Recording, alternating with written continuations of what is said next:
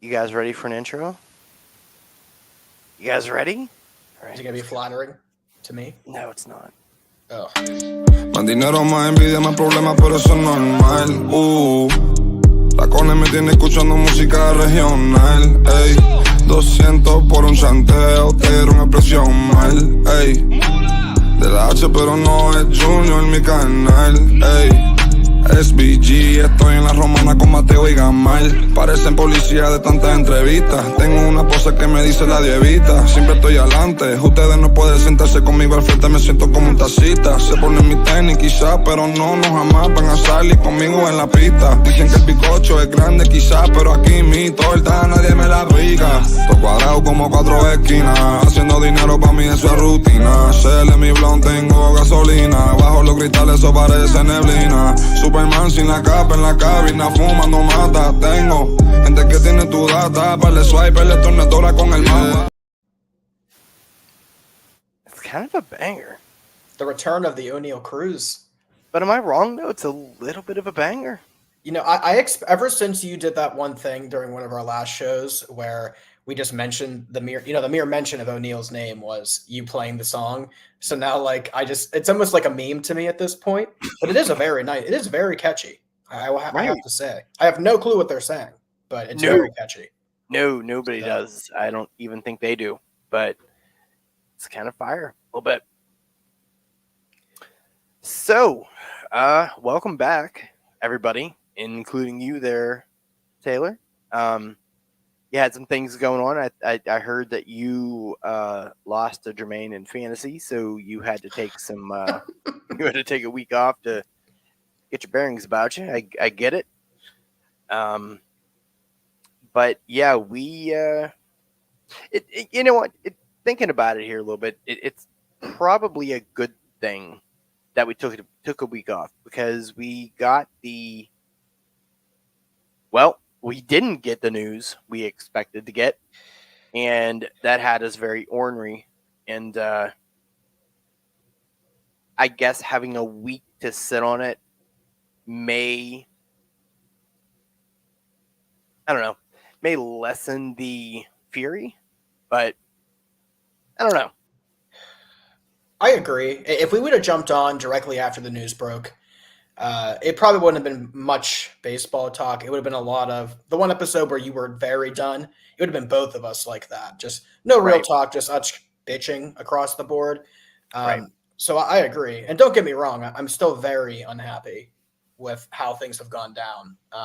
But I'm at least able to see the silver lining now as well. So that's a little bit of the bright side, and we'll get into that. Taking a step back for a second, congratulations to Jermaine on beating me in fantasy. I'm sure they'll be discussing this after this. Was it 9:30 you and Jermaine are going on for football? It is. That is right true. After this. So shameless plug for football. Make sure you check out Rich and Jermaine. They do Saturdays at 9:30 and then on Wednesdays at 10. Uno reverse injury episode. Yes, which is perfect because that's a big reason why my team is now losing, because I had everyone who's been thrown off the face of the earth. Speaking of being off the face of the earth, that gets us back to the Pirates. If you've been living under a rock for the last couple of weeks, or if you just completely stopped caring about the Pirates, which is very possible for a lot of folks, the big news obviously was that Derek Shelton has been retained by the Pittsburgh Pirates. I was very adamant and confident that was not going to happen. Rich, I will give it to you. You were doubtful. So was Blizz a few weeks ago. Overall, comes across as a shock. Not one of those situations where I'm happy I was right. Right. I mean, like, I'm not happy that I was wrong. I'll be honest. I think a lot of people are very fed up because of this.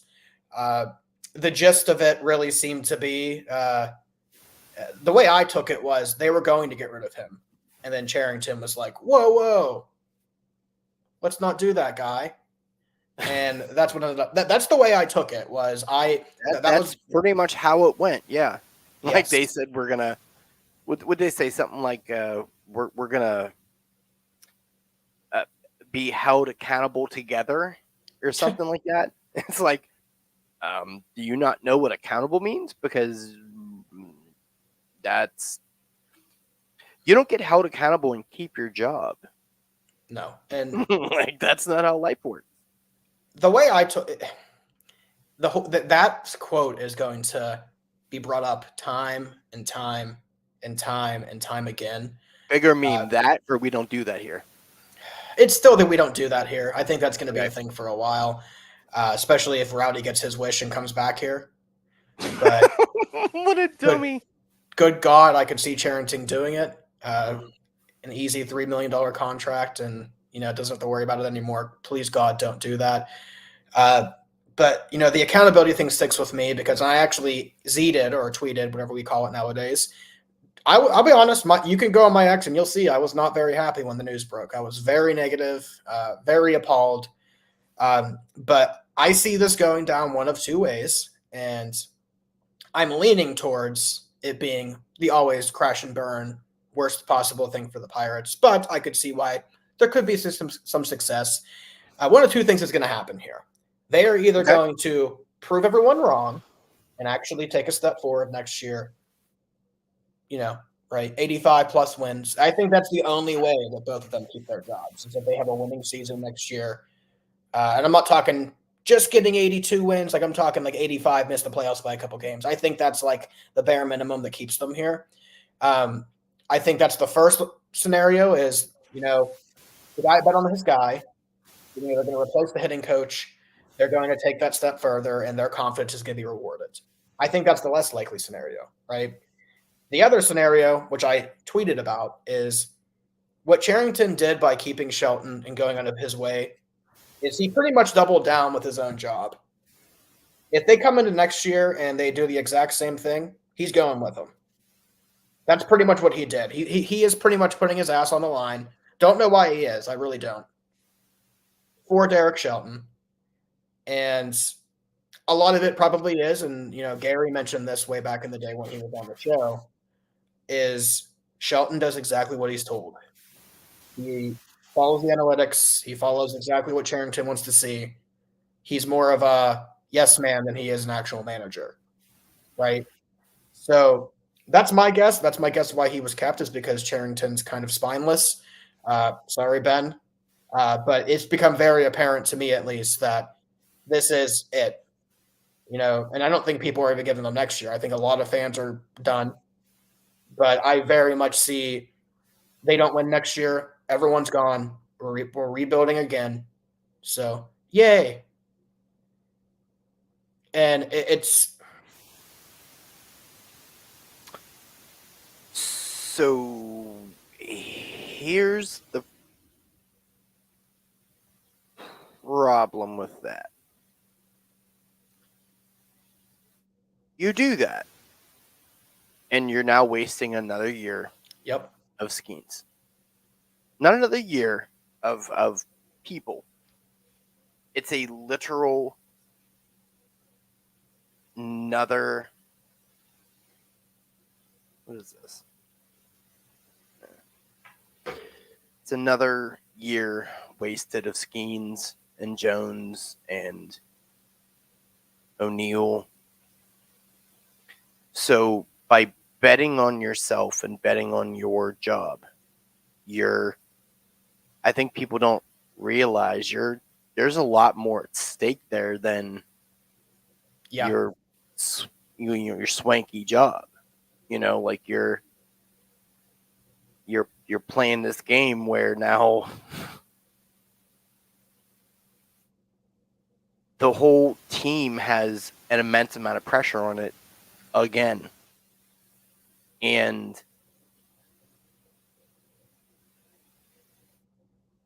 the team isn't good without pressure. You add that on there, they're going to do what they love to do and press and try to go above their ability level. You fail because you never succeed. And everyone knows that you never succeed when you do that. Right. But if you just play your game, you end up playing better. But you try to go above your means, and then you get all out of sorts, and things don't go the way they need to go. And you know that, but you still do it. Everybody does it. It's not just a Pirate thing. It's a people thing. I think it is a gross mismanagement of a franchise, and I'm not surprised. I'm not. If anyone had any, I guess, questions or ideas that this ownership cares, or they want to win, or they want whatever, insert whatever. Well, there's your answer.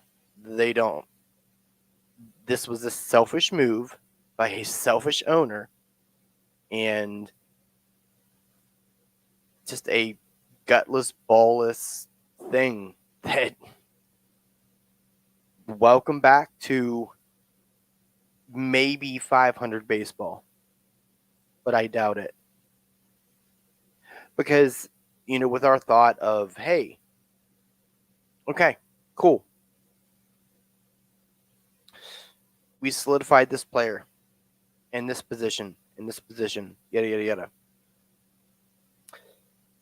Here's what they need to do in the offseason. They need to do this, do that, do that. They're not going to do that now. They're not going to do it. There's no way I have confidence in them doing that. If you maintain this coach and this owner or GM or whatever the hell Ben is, like, what have you done? Like, why do you have to hurt us? Well, that's my favorite part about the quotes, where he kind of almost brushed it off of Shelton and was like, oh, Shelton works hard, and he kind of made it more towards, we need to add to the roster and we need to do a better job of construction workers. But if you're retarded and you can't do the building correctly and the shit tumbles, guess what? You don't have a job anymore. Right. And we're going to add, we need to add talent to the team. We have to do a better job of adding talent to the team. What is that going to look like? Because to your point, it's going to be. You have a drunk pirate literally manning the ship. You can have Albert Pujols in his prime, and then it's like, hey, swing at the ball. All of the balls, yes. Yeah, you like, what have you?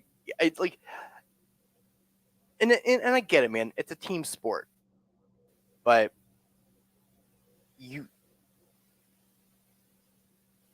if your manager is the person that puts the lineup card out, and he sends his signal to the third base coach to bunt, and you don't bunt, guess who's not playing tomorrow? Right. Or in Derek Shelton's world, if you hit a home run, you're not playing tomorrow. That's super fair. So, like, that's where we're at. And real quick before we get into the other agenda here, because I'm controversial. So, Connor Williams got hired on to DK. And that sucks because he's kind of a whiny little bitch. I think DK is definitely going towards the rage bait, negative, everything is terrible, let's all pile on kind of thing. Dude's whiny. Dude's super whiny. And there's only a few people in that media platform that I enjoy. Jim Rigatoni, or risotto cheese, I don't know, whatever, it's fine. I enjoy Gary. Nick Campasupo, or some that Italian. dude's hilarious. I love that some guy. Italian thing there, whatever. I'm a sucker for Photoshop, and he does a great job of it. Yeah, fair enough. Yeah, he is fun. So, yeah. And I can't really think of anybody else that I'm like, yeah, you're good. Generally, most people are just insufferable. And that's where I'm at. Like, and I agree with you. That's definitely the route that I feel they're going is people are furious. People are pissed off. This is a guaranteed way to get views. And he has built a following by, critiquing the team and criticizing the team. And don't get me wrong, a lot of it's warranted. I'm not saying it's not. Right. But I definitely see what you're getting at in terms of, for me, like, I get it. Like, be objective. Right. Bob Nutting is a rat bastard. We all know that. Yeah, right? he is. Like, Bob Nutting is a rat bastard. Ben Charrington is a buffoon. Derek Shelton, I'm not a fan of. Right? Like, but I here's the love how thing. they got like.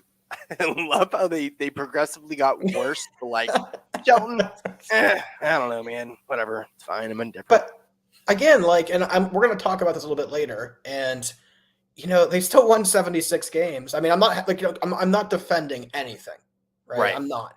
Like, Shelton should have been gone. That is, and to go to your point, like I think keeping Shelton expedites Skeen's exit because again, I'm 125% confident that they come out and they shit the bed again next year. Charrington's going with Shelton. He made his bed with Shelton with what he did, right? Yeah. Next GM's going to want to rebuild. Skeens is going a lot quicker than 4 years from now. You think that next GM's not going to? And again, I'm not saying he's in his third year of control. Someone offers you 5 of their top 10 prospects. Yep. We're probably doing that. And right? I honestly would agree to do it. Right. And I know that's not like a, lovely take, but at that point, you're going to rebuild anyway. Right. You might as well get your horse out there and get literally have somebody sell you their minor league team. Right. I mean, Like Cruz will be gone. Cruz will be gone quick because he'll be even closer to free agency. Yeah. There will not be a name on that team that isn't, protected. Except No. for maybe like someone who just come up who's, performing and whatnot. But, they still won 76 games last year. They still have Paul Skeens. They still have Jared Jones. Bubba Chandler is looking, like he could be we've already talked about this countless times. The pitching is definitely there.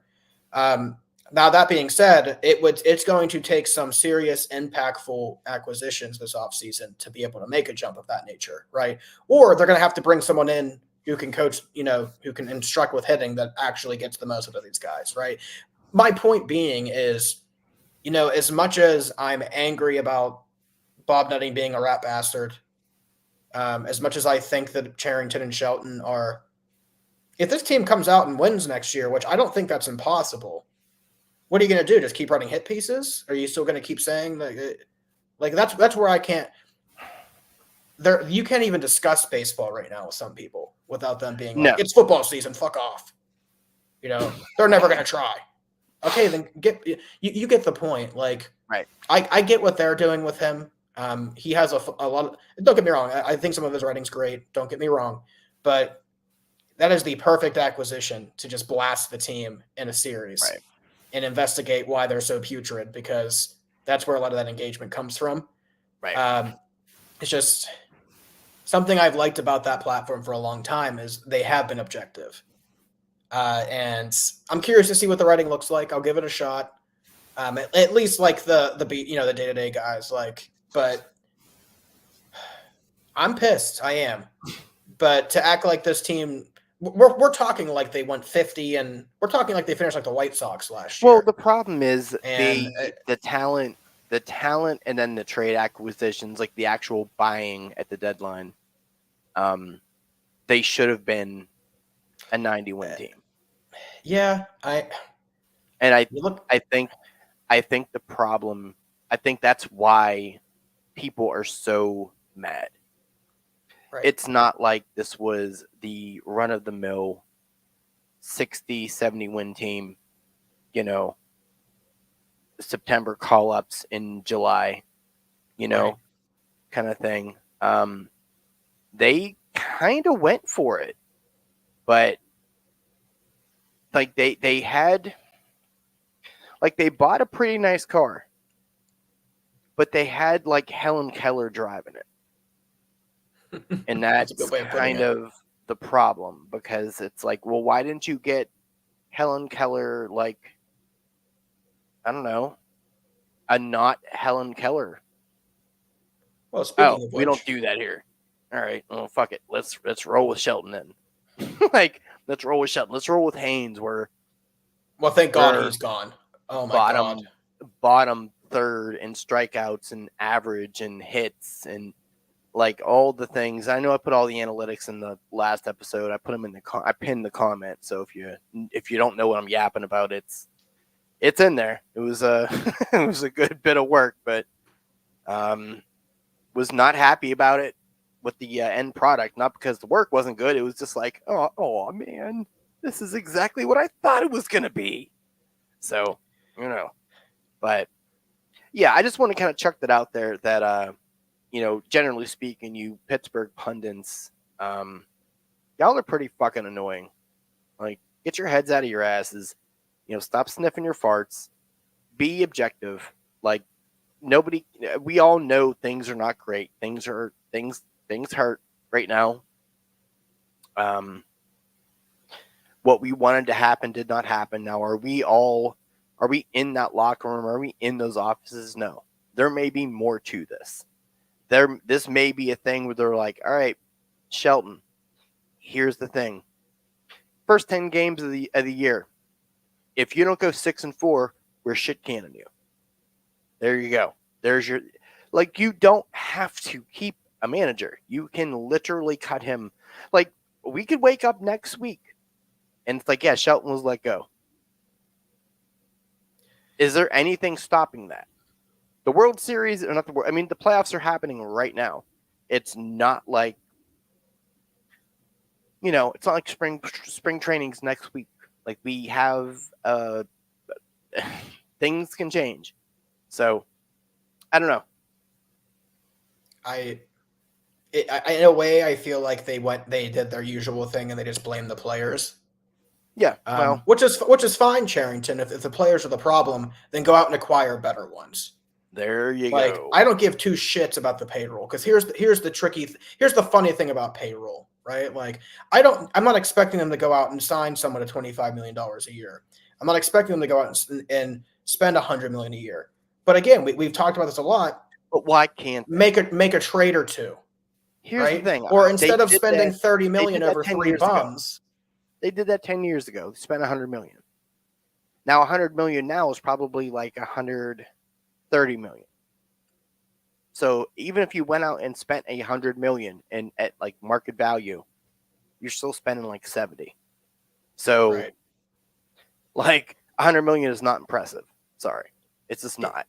If the players are such a big issue, like, how about instead of going out and signing 8 guys to 1 year, $4 million deals, you actually just spend on one decent player, right? Like, how about you trade for someone? Vic says, sorry, guys, the bus broke down. That's why I'm late. You're good, Vic. You didn't miss much. Just us recapping Shelton and somewhat raging about it. We're behaving so far, which is good. We are. The week has helped. But I'm really curious to see, because again, it looks like we're gonna blame the players, which I think you and I are in agreement. Yes, the players to a degree, yes. You get a degree of that, but at the same time, if your direction and coaching is not there, especially with the young kids, right? Fundamentals have been piss poor for years. You got drunk grandpa out in the dugout.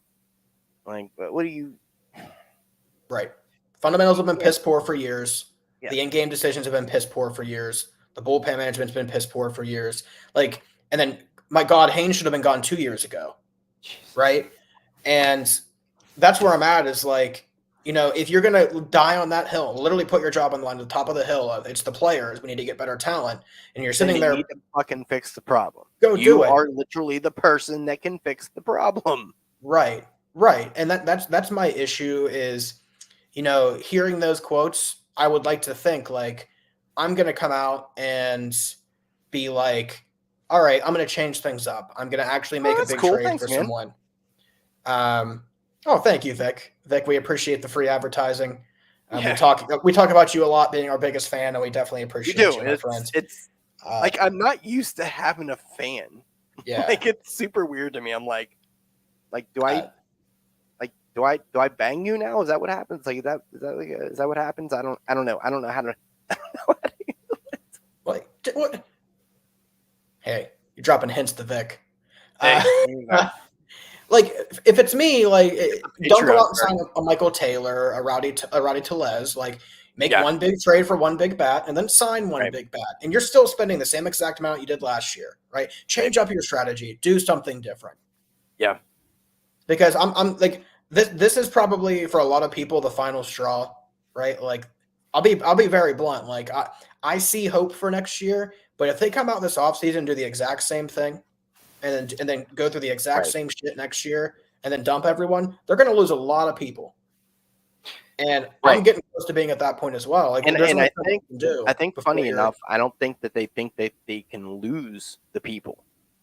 But they should log online that, because well, that's the thing. They're so used to the rinse and repeat. Like, they keep coming back, and then they got Skeens, and then it's like, oh, we definitely lock people down for a few years. Like, that's actually not how that works, man. If you actually get a stud and you don't immediately build around and drop all of the monies, people are just gonna, they're okay. His first year, great. He looked great. It was fun. Well, guess what?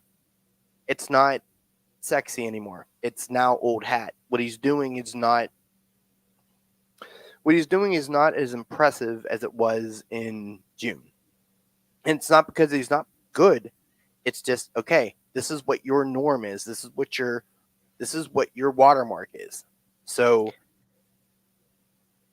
what now? We now need other people around you to do things here. Well, they must be convinced it's the people. Oh, you're good, man. Oh, you're good, Vic, and I appreciate that. We don't. You guys are real and don't feel like you're. Yeah, we don't talk down to anyone, Vic, at all. Vic, we love your participation, so no worries at all. Fully. For me, he must have some sort of plan this offseason because you keep Shelton, and it's not like there weren't better options available. You're telling me that Francona would have considered here? Francona was available. I didn't even think he was still in the game, man. Like, I really didn't think that. I thought he just.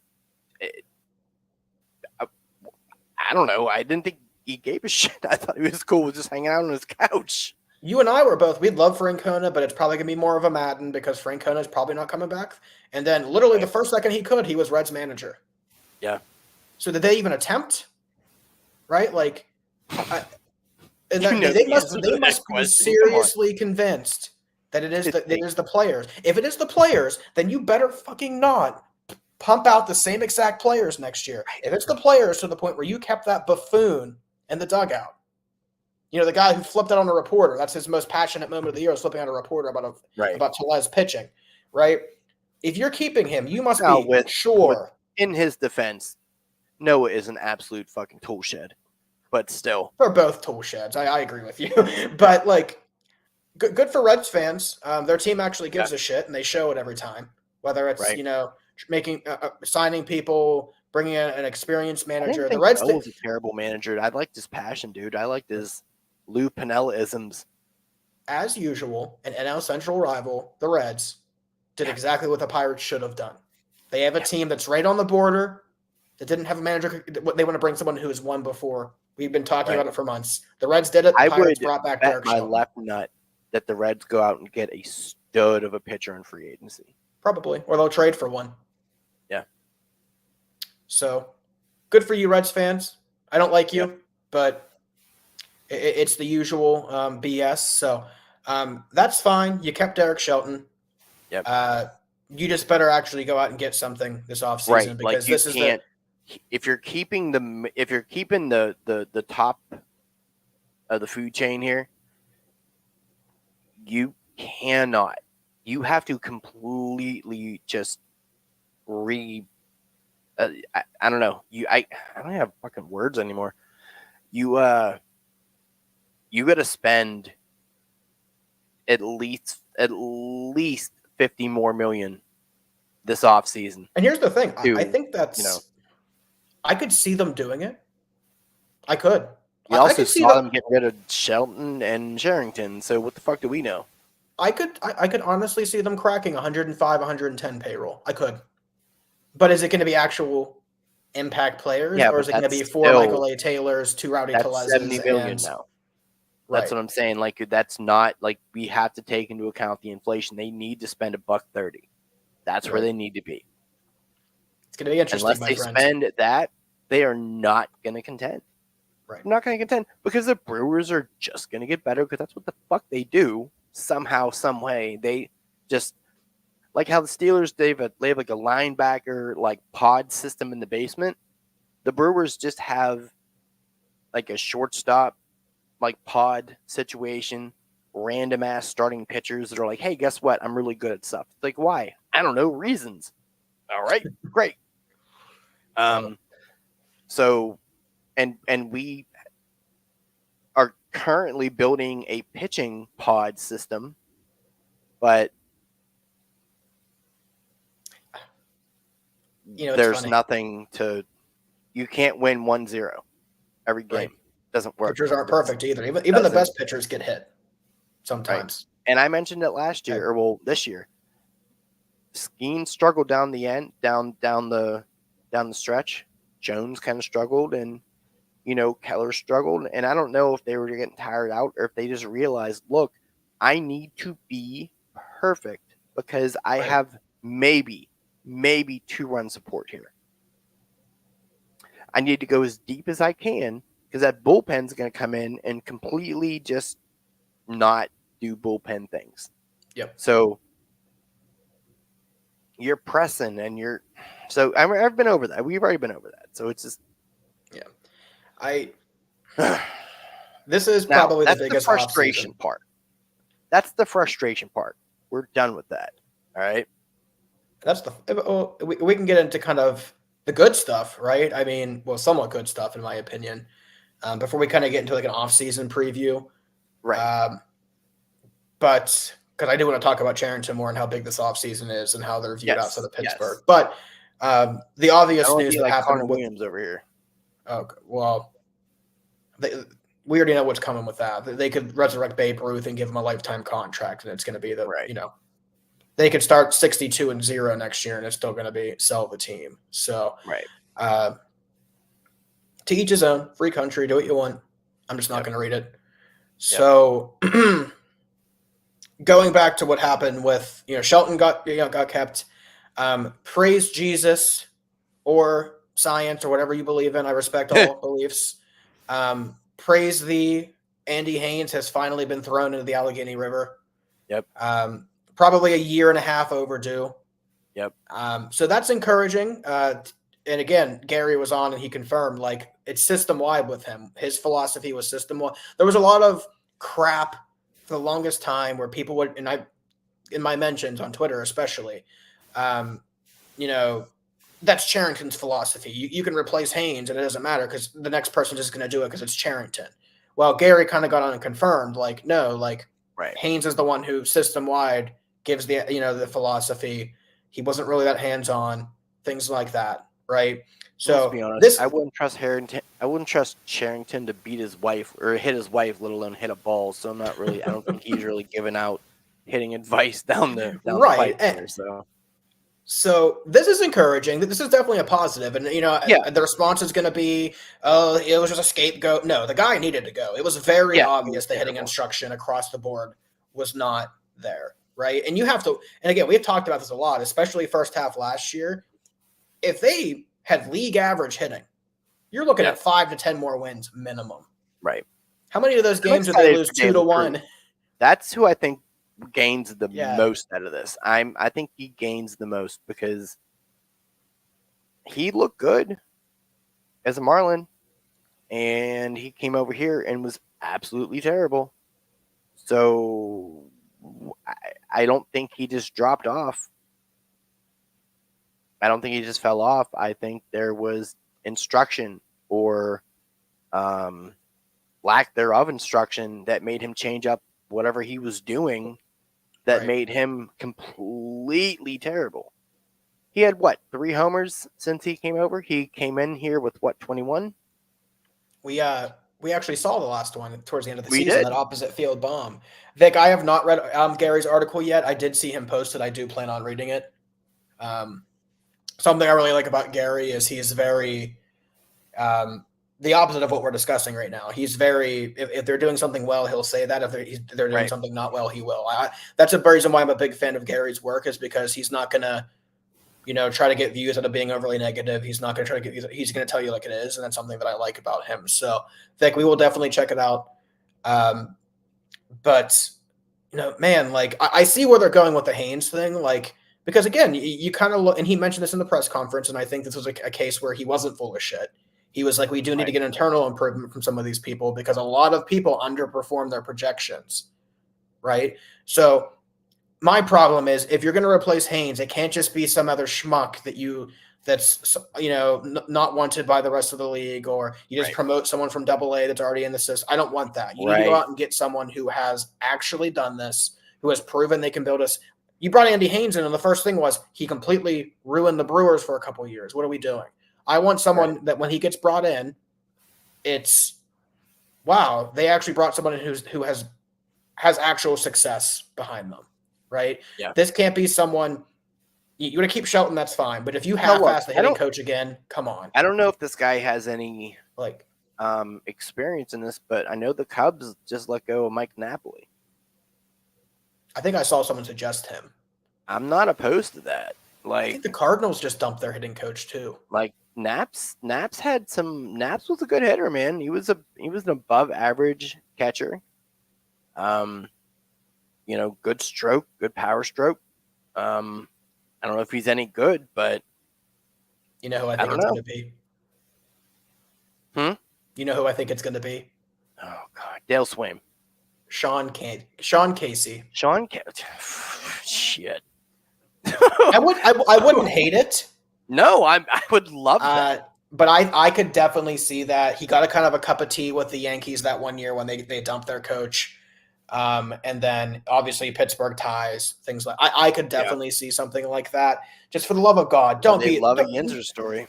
Right. Just no Andy Haynes. Like the Andy Haynes is like literally if you go, I will send it to you after this. And I posted like a year ago.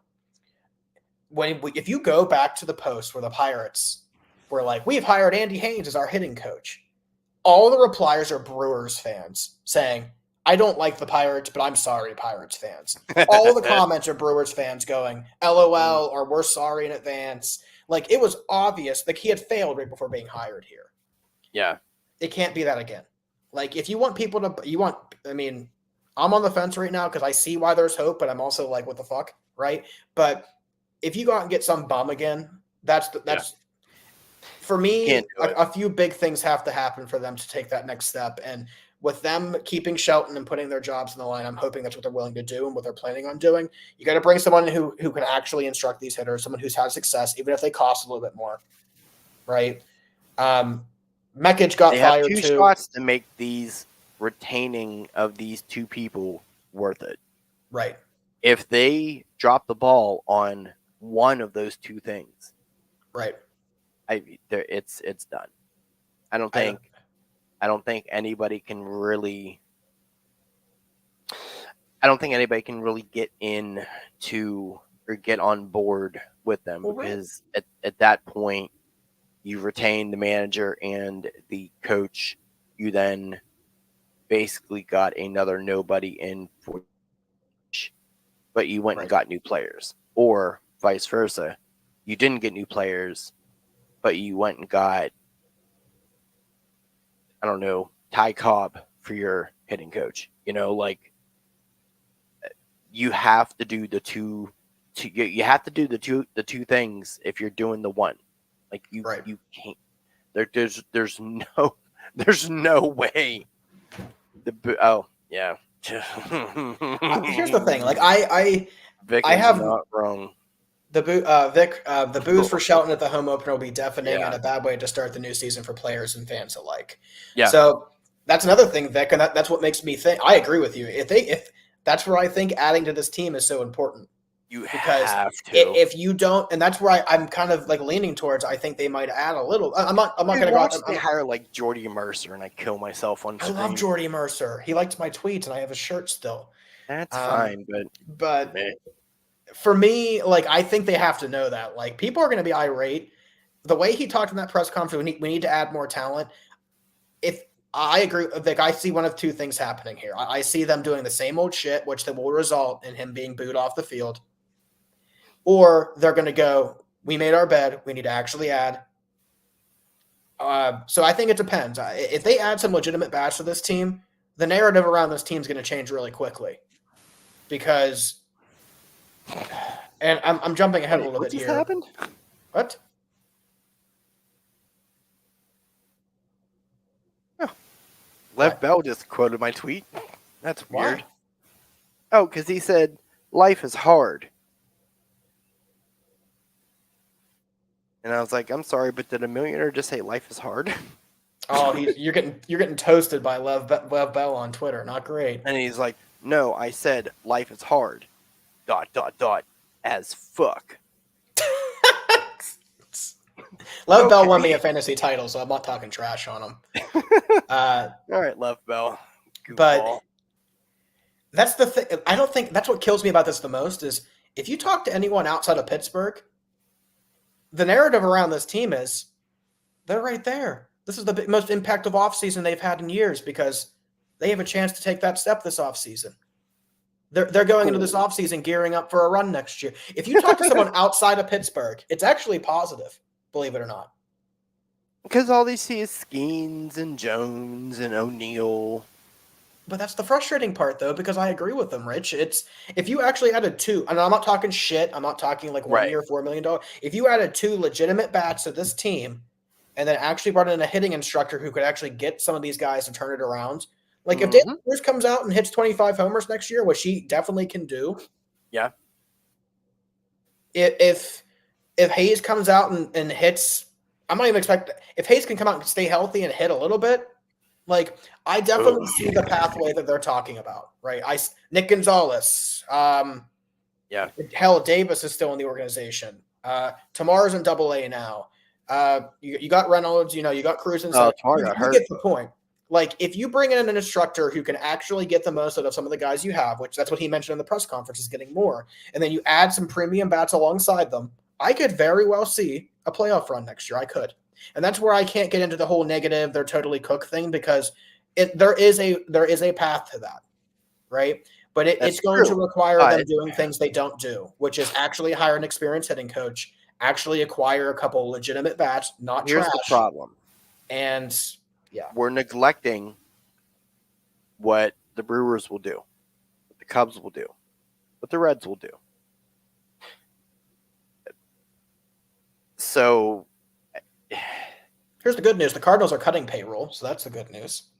I literally forgot to mention them, and that's probably indicative of that. Yeah.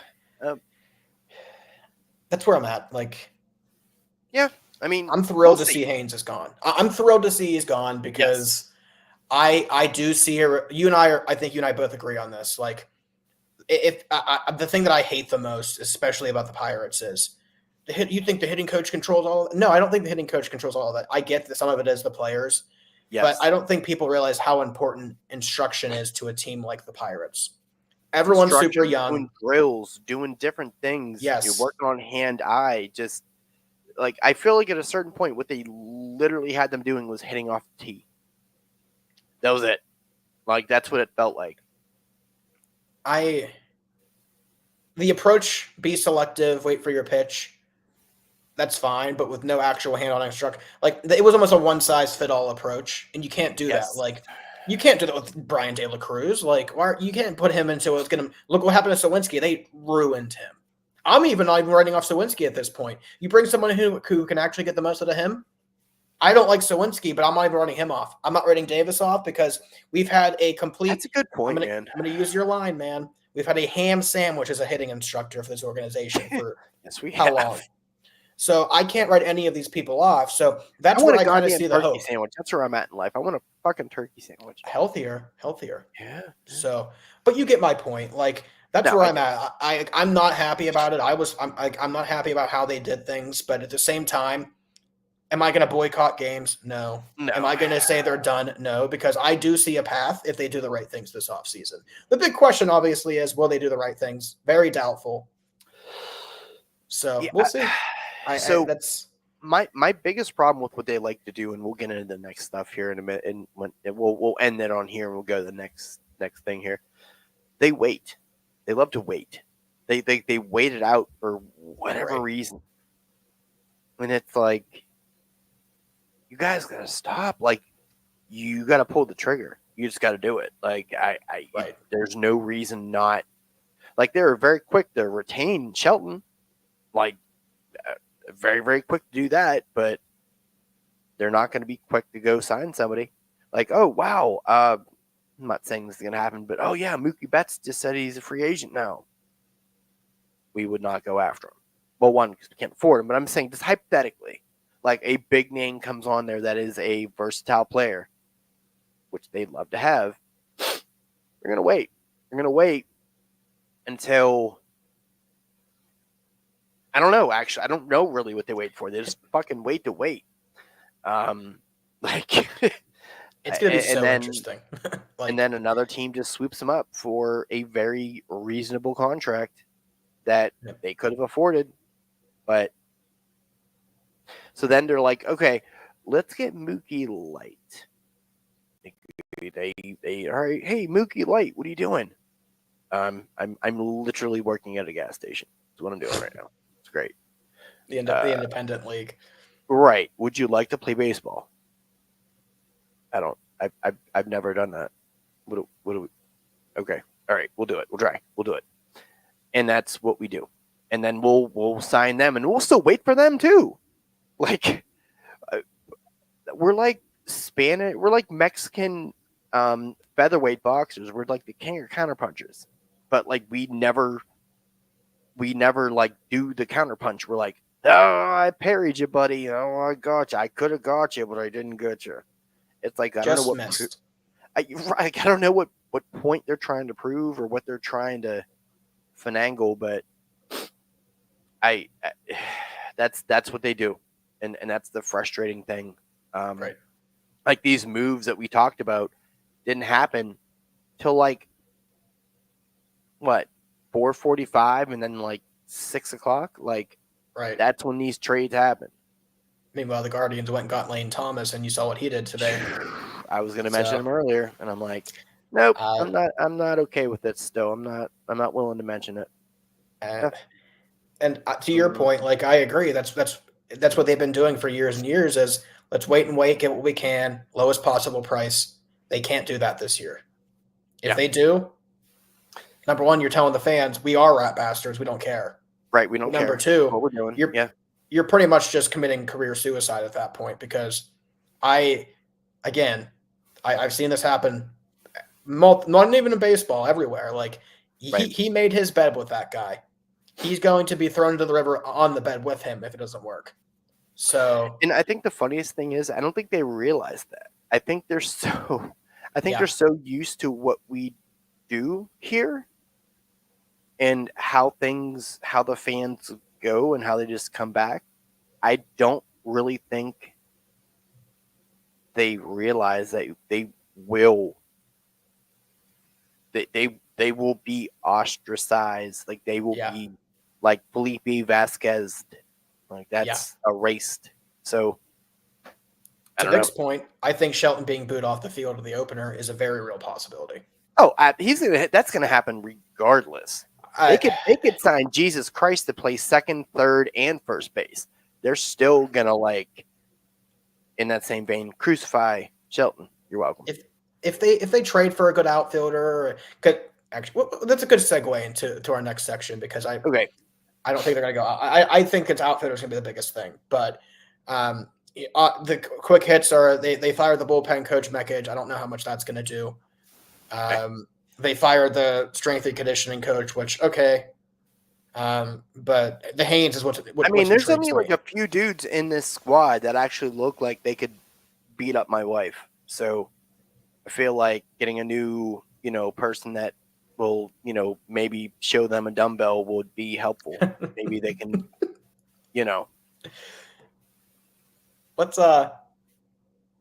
Let's kind of go into. I'm not wrong, dude. I'm not wrong. Trees yoked, and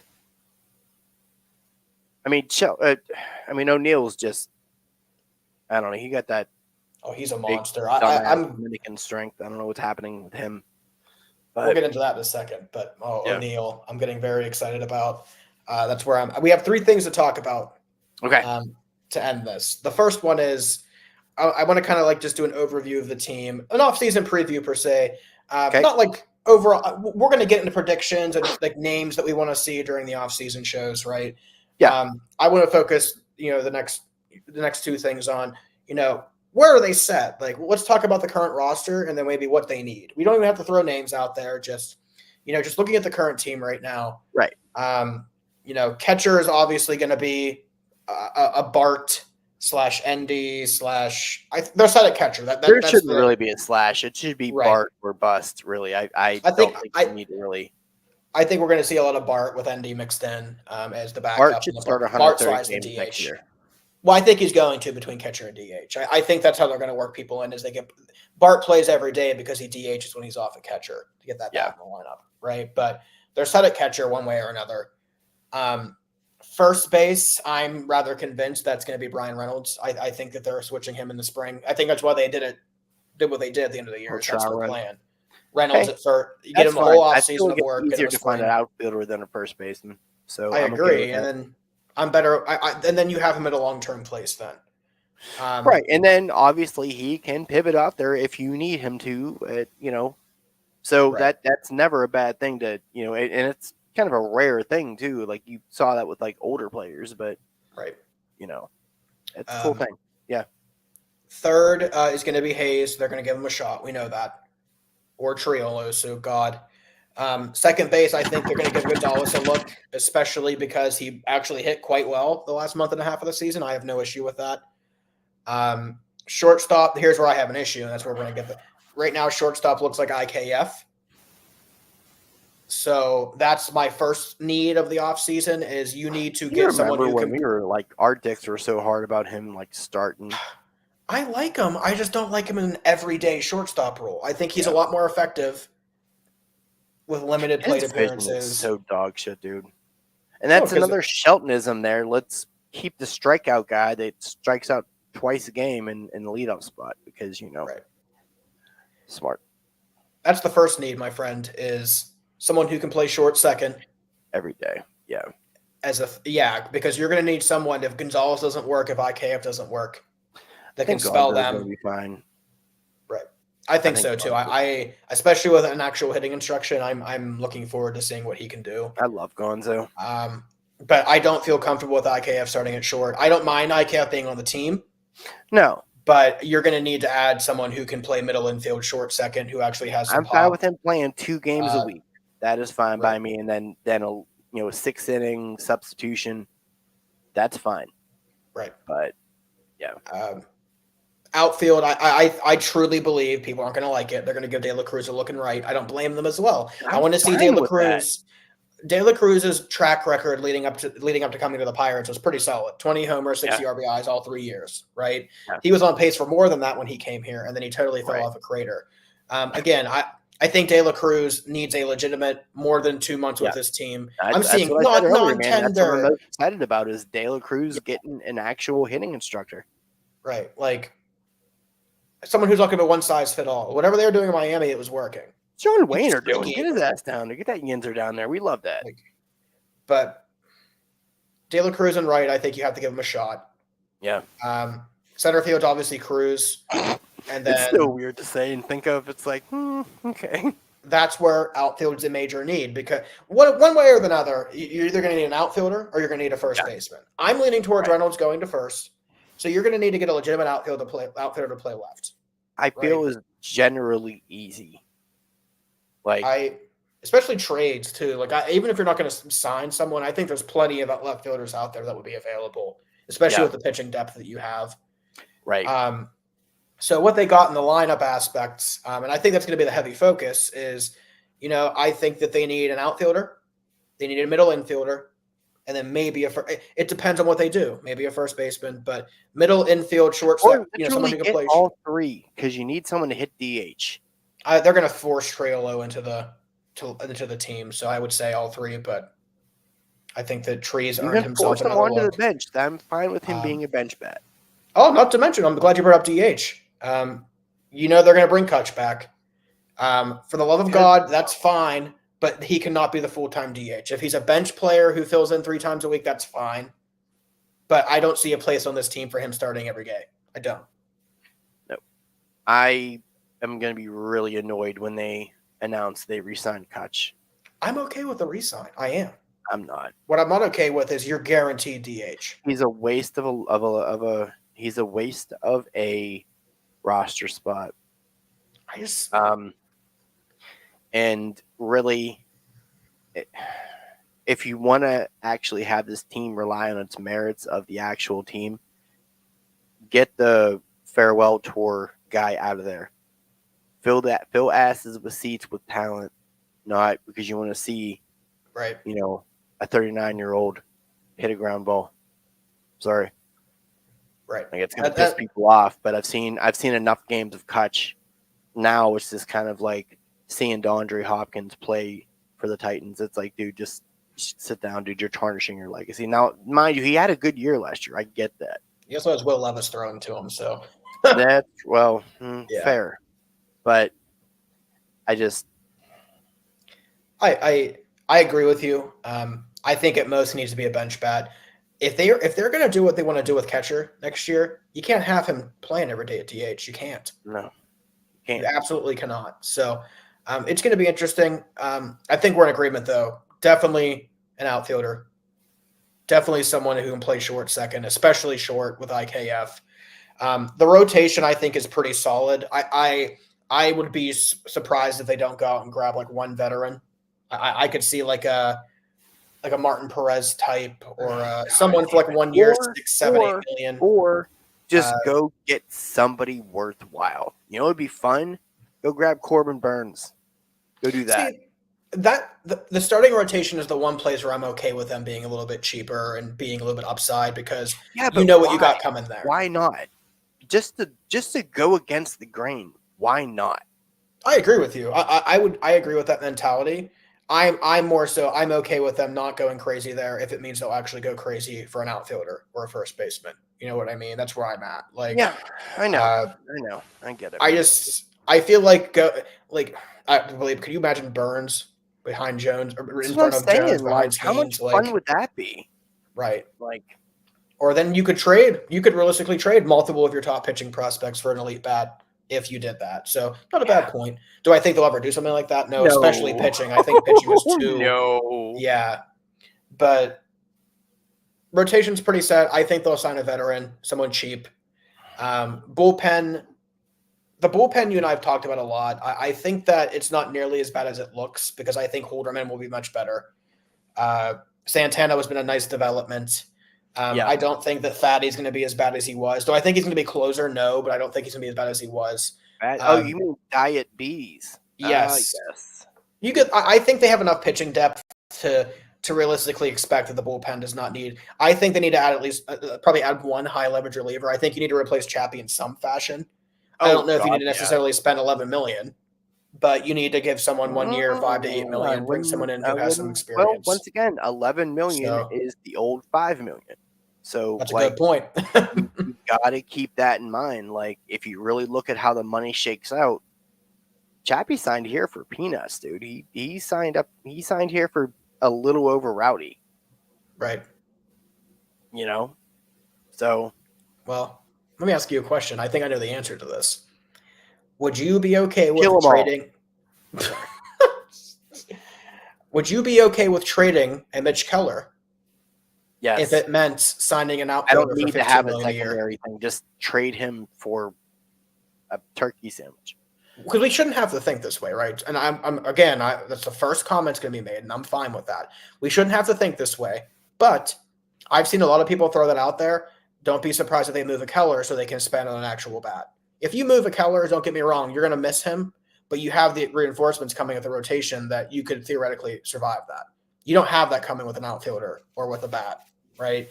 So a lot of what I've seen speculated is you deal Keller, and he would actually get you a pretty decent package despite his bad. You don't need to do that, but if they wanted to be super cheap, they definitely could. I mean, right. I mean, it's not great because he ended the year dog shit, but really it's a that's not how actual GMs work. They look at the body of work. So, they're not. How might it be? I could see it, man. I could really see them doing it. I mean, so here's the thing. If they are going to do that,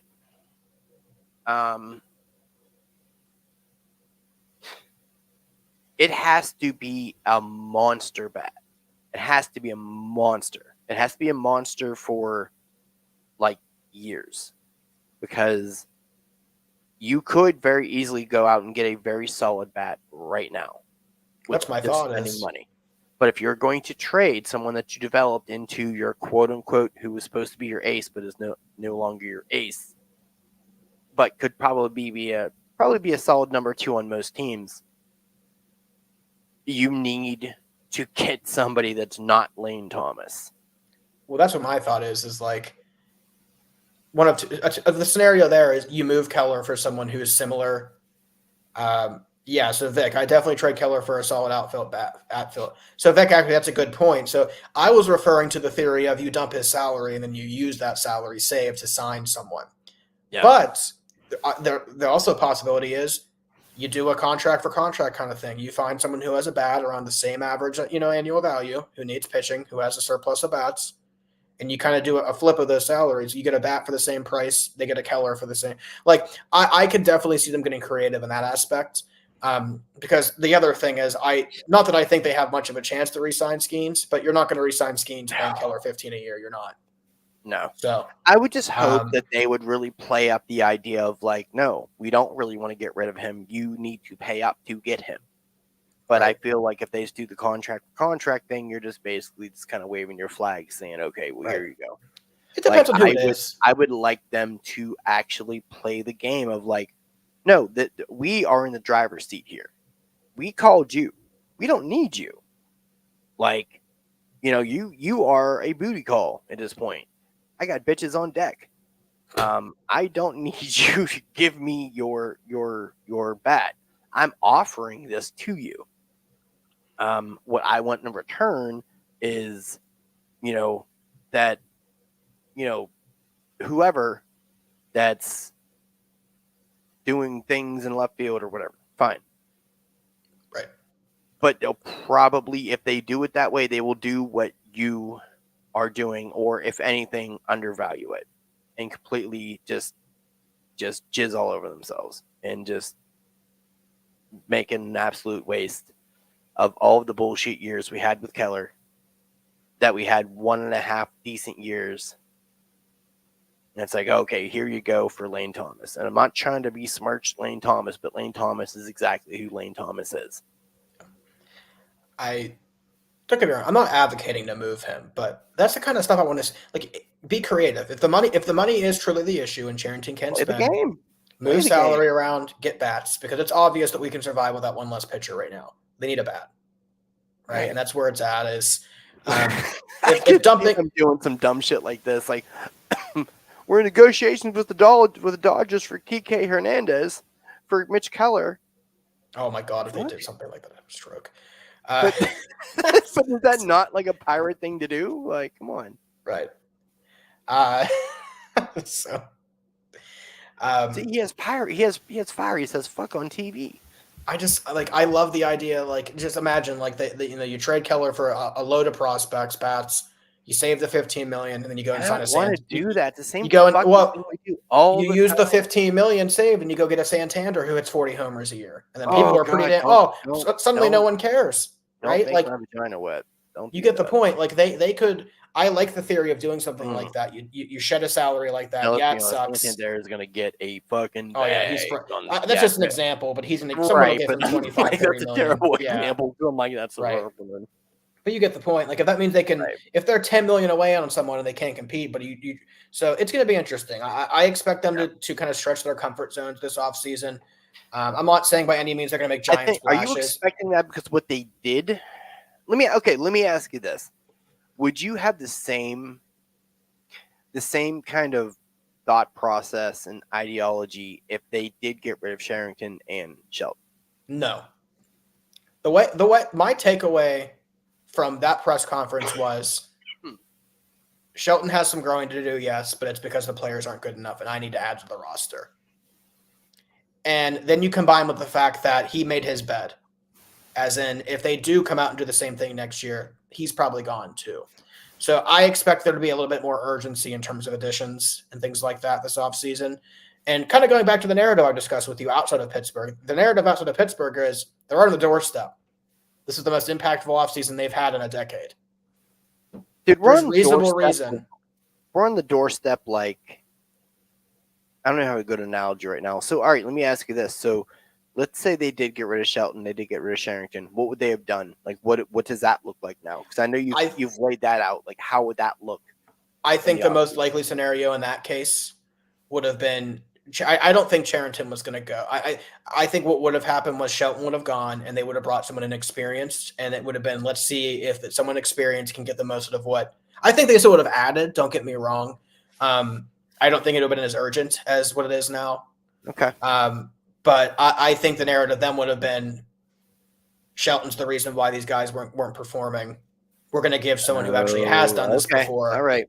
So in a weird way, it's better for the team for them to keep Shelton. Which is people don't want to hear that, but that's crazy. That's the way I took it. Was though I get it. The way I took it was, yes, Shelton has improving to do, but I need to add to the roster, and that's the biggest issue. Okay. So, and that's what makes me think like keep this end of the bargain. Then okay, right? We'll see. I mean, I like it, and we'll get. I didn't want to get into any names or anything like that because we have an off season to talk about all this stuff, right? Right. We'll talk about who we think would be a good hitting coach, who would be a good left fielder. We'll talk about that on future shows, right? Right. I do want to end with shit, so Yes. So, and I'll text you about that, but we'll probably talk about some wish lists and stuff like that. Have some fun with it. But I do want to end with something we're going to be doing more and more in the off season. Is like lists or open ended questions, fun, right? So to end the show today, I want to ask, what is your favorite non-Pirates moments for baseball? It doesn't have to be recent. Does not have to be just it's something. Just think of something that associates with baseball for you. Like what's your biggest baseball moment that's not Pirates and has some meaning to you? All right, I have 3. The Joey Bats backflip. The Joey Bats bat flip, because that is the most iconic one of all time. Just the most gangsta shit ever. Just love it. The Tatis bat flip, the one that basically earned him the cover of the show. Yes, I know exactly which one you're talking about. Yeah. I wanted to look and see the opponents, but I'm like, I don't think anyone's really going to care about that. You if you know kind of thing. And 3, this is a weird one, but it's Galarraga losing his perfect game and that absolute just look that he shot over to Joyce. That like really, dude. I don't know, for whatever reason that stuck with me. Just like the smile of like, I'm gonna fucking murder you. I promise you, I'll murder you. And then the subsequent day after, Jim Joyce crying like a bitch because he made the biggest mistake of his career, which rightfully so. But yeah, just that saga there was kind of iconic for me. Yeah, for me, man, that's a good one. So for me, it's not a moment per se. Okay. It is the 2002 World Series. Wow. All right. And this is going to sound like, David Eckstein. I think they had Troy Gloss. Yeah. But that is the series that created my love for baseball. So why?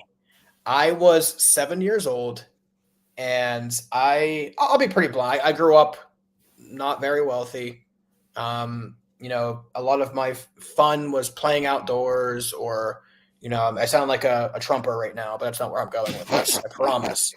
A lot of my fun was, pretend play, shooting the hockey puck off the wall and pretending I was in the, NHL. And I love that shit, dude. When I was watching TV and, when I could. And I remember every time at bedtime in that 2002 World Series, and then Barry Bonds was a villain, right? Like we hated Barry Bonds, and it was the Anaheim Angels versus the San Francisco Giants, right? And it was Bonds versus the Angels, and the Angels were the underdog. And I watched that entire series from start to finish, and just the Angels kind of overcoming that, and, Eckstein and Gloss and all of that, right? Like that is the series that made me love baseball. At that point too, or no? What was that? Was Percival there on that team? I think he was. I gotta. Let me look. Now you're gonna kill me with this. Yeah. I would assume Timmy Salmon was still playing there. Yeah. Yes, they definitely had Salmon. Yeah, they did have Percival too. You're right. He actually clinched it, I believe. Yeah. Yes, Percival got the save in the 6th and 7th game. So, Disgusting. but that was the series that created my love for baseball, right? Like after seeing that was when I started going to Pirate games with my dad and whatnot. And then Eckstein actually went and won it with the Cardinals in 06. He was the World Series MVP, which was really cool, right? But that was that. But believe it or not, the Pirates are not what made my love for baseball happen. It was that series. Well, nor should they. Right. From So, what they have done to us over the years. And growing up, it was I want to have a moment like that being a Pirates fan. Just like Pete Alonso hit that home run to take the lead, right? Like I sat there, are we ever going to experience something like this? Fun fact, right? I've talked to his uncle, and he is not a douche as much as he comes across. I would love to have Pete Alonso on this team, but he's going to get $35 million from someone. He just has that perennial bitch, the angry, like I hate everything face. Imagine just him hitting. Oh God, you're gonna get that vagina wet again. Stop. They won't do it. I mean, then again, Boris is kind of falling, so maybe we'll see. I don't know. But that was it for me. Was definitely Eckstein sticks in my mind. Okay. Because he had a big play in the Cardinals World Series when in 06 too. A lot of the World Series in the playoffs I watched when I was a kid. Like even when the Marlins won, but the Angels won some really stuck. I remember. I mean, I think I think I'd be remiss to not mention the 04 Sox series. I mean, well, there was some damn good playoffs. I remember this was like the first time me and the wife were, together. We lived in this shithole apartment, and I was watching this series on this little fucking small TV with a space heater next to us. I'm like, oh man, this is crazy. Yeah, I remember it. Man, now I'm going down the World Series, the 2006 World Series too. The Troy, I remember vividly laying in bed, the Troy Gloss home run. Was it the walk-off I think he hit in 06, Gloss? Now I gotta look it up. I don't remember that. It was either Gloss or Eckstein that hit the walk-off homer, and it was awesome. Because the Cardinals were like toast, and then he hit that home run and like completely saved them, which is insane. So baseball's a fun sport. Yeah. So maybe one day we'll experience that, Rich. So, but that's all I got for today. I know you got football coming up in 15. Teasing out some of our other things here. Now, I will tell you this, and this is kind of what I want to run by you here too. Are you okay with going live earlier on Saturday next week? Yeah, what time are you thinking? So we're going like the drive-in. They're doing like a 3-movie thing, so we're gonna be there at like probably at 4. So I'm kind of thinking like, I don't know, 1-ish. Yeah, that would work. Yeah. All right. Yeah. So we'll do on Saturday. Okay. So I'll send out blurbs and all that so everyone knows. But nice. I'll have to reschedule. I'll probably do football on Friday night. Okay. Because I actually have ain't gonna get up in the morning. We might be doing something. I have a 26th. I'm doing something, but we'll work that out closer too. So okay. But yeah, 1:00 next Saturday works for me, and then I will be there 10:00 Perfect. Wednesday for football as well. So looking forward to my return with you and Jermaine. Yeah, it'd be good. It's I'm not looking forward to talking tonight after this, just because I'm like, man, there's so many fucking injuries. I don't want to do it. But I'm starting Trey Sermon, and oh my god, my home league, I have Robinson and Stevenson. Oh boy! So I have Stevenson in your league too. I mean, yeah. I'm starting Trey Sermon this week. I'm starting Jamison Williams in my flex. My only saving grace is the guy I'm facing doesn't have the best team either. I think his quarterback's like Fields, and his receiver he has Pickens as well. So as long as the Pickens drama continues, I should have a chance. But we'll see. Yeah, this is true. So, but all right, good sir. I'll let you go for football in 10 minutes. Yeah, I will. Yeah, I'll be live on that in 10 minutes. So, anyone, check out the Patreon down there. That's that Q&A thing we got going on there. Still waiting for more of a increase on folks to get in there. I don't know what you guys are afraid of. Help me. I need to eat food. Help me. Pay us. Please. I think we'll see an uptick once baseball season gets once people are less and less pissed about the Pirates. I think we'll see more viewers. Yeah, and like if they come out, make a big addition or come out hitting and I winning just don't next mention year. it enough, man. Like I don't promo it enough. I don't think a lot of people know we actually have it, and that's on me. I need to Right. really kind of be more diligent about getting that out Well, there for folks. But more plus, viewers we have, the more chances we'll have too. So, well, yeah. I mean, along with that, I mean, I want to put more content up there itself, but we need right, people to makes sense. justify actually doing it. I'm not going to put all that work in to do, Right. For Right. one or two people. So, all right. So, good talk. Good to have you back here, buddy. I will see you on Wednesday for football, and then we'll kind of sounds great. I'll do all shoot the you a fun text, my things friend. on Friday there. Yeah, send me whatever you're going to send me. I'm curious of all the little tidbits you got to share over yes, here. absolutely. Yeah. All right, All have a right, good Rich night, Doodles, Rich. Vic, thanks for showing up. Whoever else is popping in here, in and out, appreciate you too. So we'll see you next week, and I'll see most of you people in 10 minutes, hopefully. Thanks, Rich. All right.